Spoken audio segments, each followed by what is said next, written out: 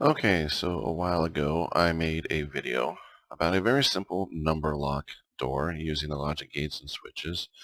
The first video was made way back when these things first came out and the logic gates were not operating functionally the way they were supposed to. So the plan I had worked for a little bit, but then after not Blizzard, who am I thinking, Bethesda, after Bethesda updated the logic gates to make them work supposedly the right way, the video didn't really work anymore. At least the method that I demonstrated in the video didn't work anymore. So I made some updates to it, and I put those in the video description of that. But um, there were some people asking me to make a new video showing how it's done, so here it goes. It's pretty much almost exactly the same as the first one with a couple minor changes. So basically you're going to end up with, here's your switches. I've got them numbered. The switches all have a power source. I'm using a mod that lets me have solar power generators. You can use whatever you want as long as there's a power source. Doesn't matter. So you got a power source that connects directly to the switches so that they can turn on, they have power, all those sorts of things. Okay. Um, from there, you're always going to need a power door of some kind. I use this nice, cheap, simple one here. It fits the texture of the walls I'm using, and it works. So whatever.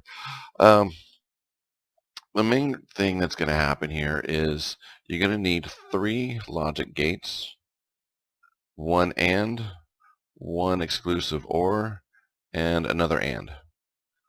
And it's a real simple gate setup. Basically what you do is you take all the good numbers that you want for your combination and you connect them to the AND gate. Because that means that this will only turn on when all 3 of those numbers have been activated. And for simplicity's sake, I said numbers 1, 2, and 3. Those are going to be my combination. So you are going to go over there, and I'm going to get you out of the way so you're not like blocking everything, and stay like a good dog. Alright. Alright, I don't need that up. So numbers 1, 2, and 3, that's going to be my good. So you can see, nothing's on, so that doesn't light up. If I turn on number 1, it starts to light up, but it's not complete because it doesn't have all 3 of them. So if I do number 2, same thing.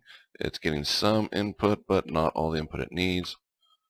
Number 3, everything's supposed to be, all 3 of them are lit up, and so that feeds power to this one, and that helps trigger it.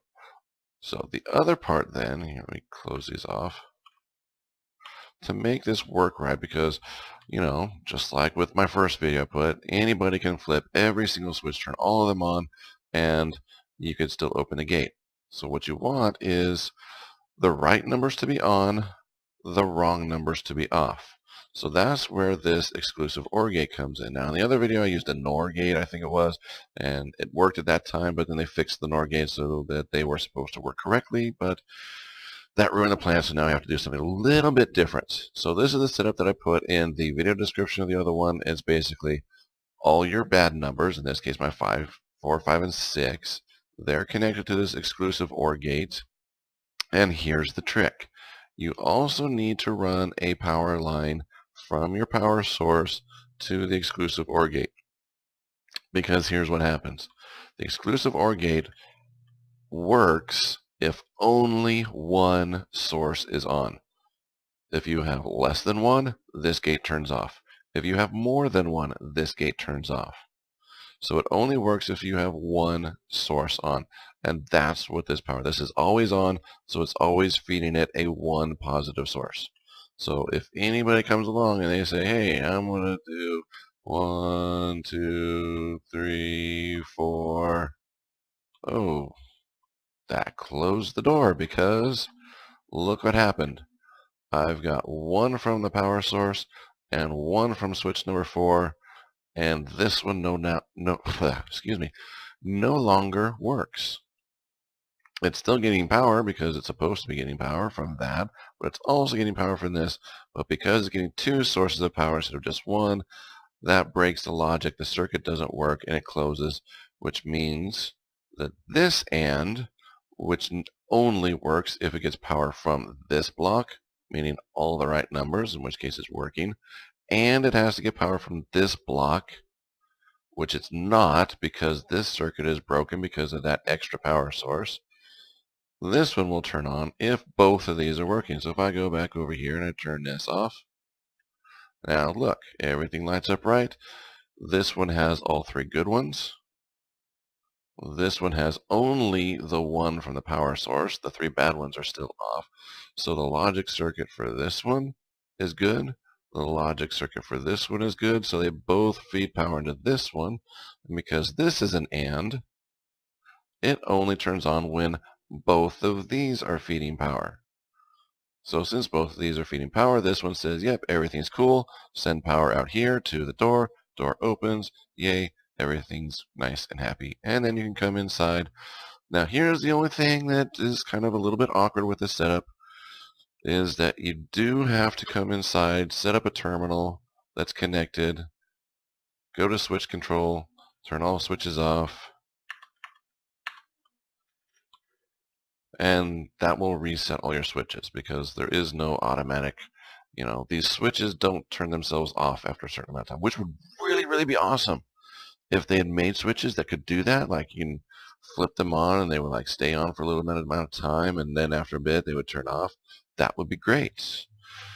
But they don't. I mean, there's like some things that do. They have those weird little posts that have buttons that will do that, but they don't look very good. I wish they had like smaller versions of these, like actual real buttons that you can put on the wall, like light switches instead of these big bulky things, but much smaller versions of it.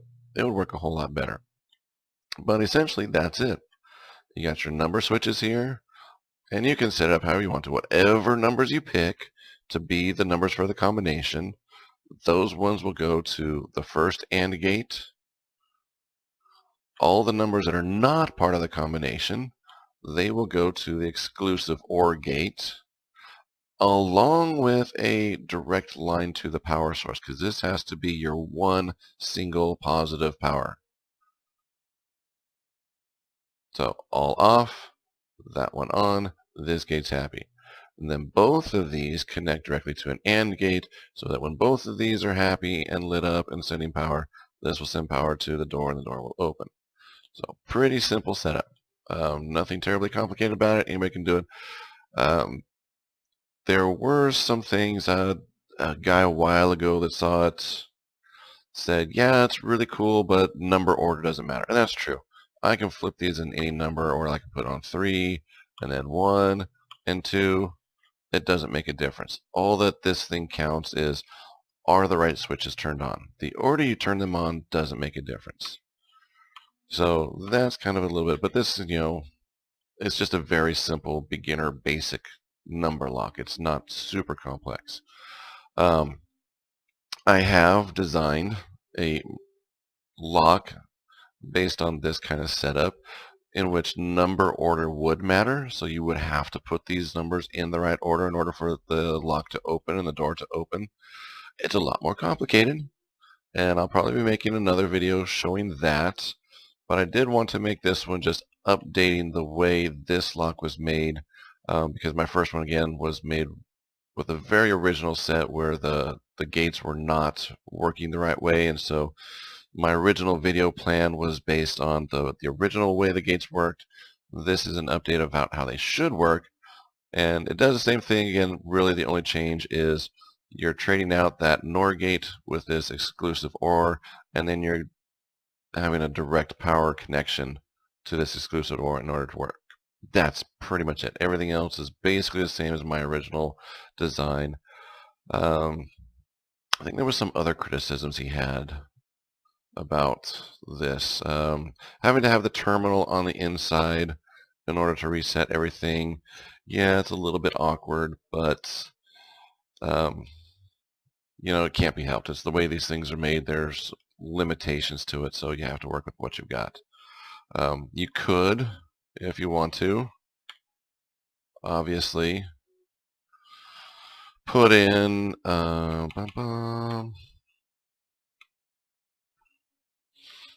put put in a switch here and say, okay, I also want a switch to open the door on the inside. So I'll put a switch in here to open the door on the inside. And then you can just basically connect this and say, okay, so if I'm inside this, well, here I'll just, can directly connect this to the door, and then from the inside I can just flip the switch and it would open the door. So those are some things you could do if you wanted to, because for some strange reason you can't use a terminal to open the doors, which is, I don't know. You would think that would be something they could do, but they don't. Oh well, we'll just work with what we've got. So there it is. Really, really simple. Power source, number switches. Good switches go to AND gate. Bad switches go to an exclusive OR. Exclusive OR also has one power source. And then both of these go to another AND gate, which powers the door. And that's it. On the inside terminal to reset the switches, and everything works. So, all right, next time I will be showing you my other combination lock, in which order does matter. It's really, really complicated, and it does require a little bit of, I think there's a couple mods for a couple of things, like, these big machines up here. There's a couple of them that weren't included in the original Contraptions Workshop that I used because they work really good, and there's probably workarounds if you don't have the mods for getting these, which if you want to play with it and figure out what those are, that'll be something. But next video, yeah, we're going to show how to do this big thing here, where looks very similar, same number setup, same power door, but yeah, it makes a difference what order you put the numbers in. So there we go. Simple. I guess I'll see you next time then.